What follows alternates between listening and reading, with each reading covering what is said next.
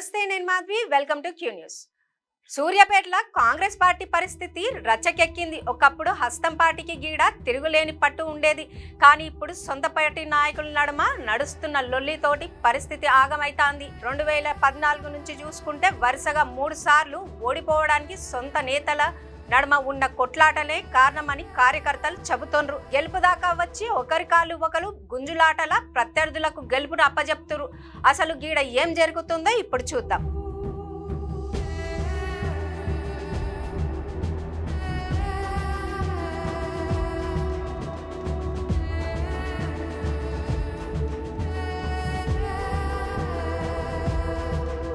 సూర్యాపేట కాంగ్రెస్ లా గ్రూప్ల పంచాయతీ. సూర్యాపేట నియోజకవర్గంలో ఇప్పుడు ప్రధానంగా 2 గ్రూపుల నడుమ పెద్ద కొట్లాట నడుస్తుంది. పటేల్ రమేష్ రెడ్డి ఒక బలమైన వర్గాన్ని నడిపిస్తుంటే ఆయనకు పోటీగా సర్వోత్తం రెడ్డి బరిలోకి వచ్చిండు. దామోదర్ రెడ్డి చనిపోయాక ఆయన అనుచరులు పాత క్యాడర్ను తన వైపు తిప్పుకునేటందుకు సర్వోత్తం రెడ్డి గట్టిగానే ప్రయత్నాలు చేస్తుండు. రమేష్ రెడ్డి సర్వోత్తం రెడ్డిలా ఆధిపత్యం.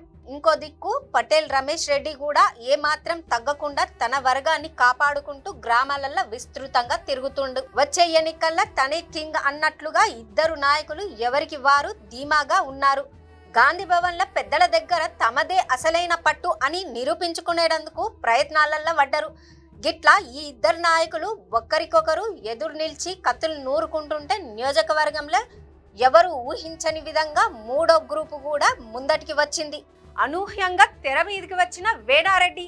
మాజీ మంత్రి దామోదర్ రెడ్డి కుడిభుజంగా చెప్పుకునే సీనియర్ నాయకుడు వేణారెడ్డి ఇప్పుడు తెర మీదకి వచ్చిండు.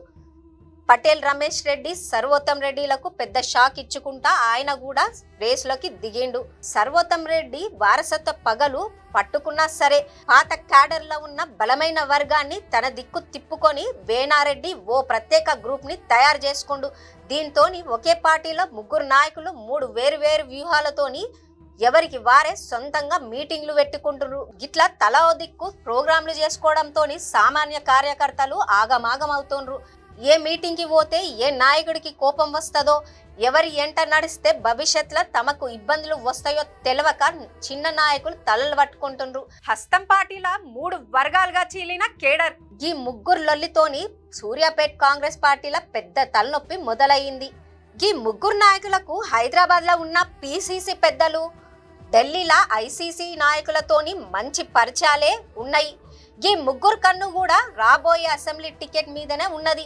ఎవరికి వాళ్ళు ఢిల్లీ స్థాయిలో గట్టిగానే పైరవీలు చేసుకుంటుర్రు. అందుకే సూర్యాపేట నియోజకవర్గ అధికార ఇన్ఛార్జ్ నియామకాలను కాంగ్రెస్ అధిష్టానం పక్కన పెట్టిందన్న ముచ్చట బయటికి వచ్చింది. ఇక్కడ ఎవరికి బాధ్యతలు అప్పజెప్పినా మిగిలిన ఇద్దరు ఏకమై తిరుగుబాటు చేస్తారు. అగో ఈ భయంతోనే పెద్దలు సైలెంట్ గా అయితాండ్రని సమాచారం. కాంగ్రెస్ లొల్లితోని సిట్టింగ్ ఎమ్మెల్యేకు లాభం.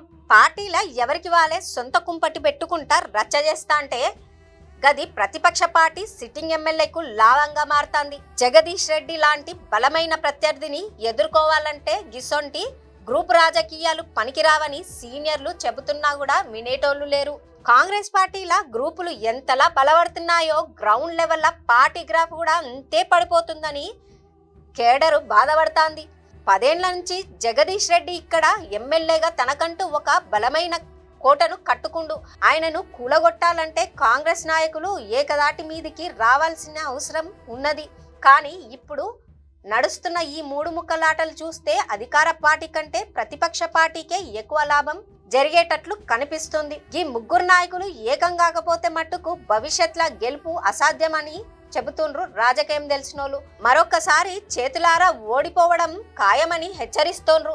రాష్ట్రంలో కాంగ్రెస్ పెద్దలు సూర్యాపేట అంతర్గత కుమ్ములాటల్ని ఎట్లా చల్లారుస్తారో, కేడర్లో ఉన్న అయోమయాన్ని ఎట్లా దూరం చేస్తారో అన్నది ముందు వేచి చూడాల్సిందే. క్యూ న్యూస్ లో వీడియో ఎడిటర్లు కావాలను.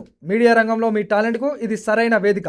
3 నుండి 4 సంవత్సరాల ఎక్స్పీరియన్స్ ఉండి Photoshop, Premiere Pro, After Effects లో నైపుణ్యం ఉన్నవారు కావాలను. ఫ్రెషర్స్ కూడా అవకాశాలున్నాయి. ఆసక్తి ఉన్నవారు వెంటనే సంప్రదించండి. 8143001981.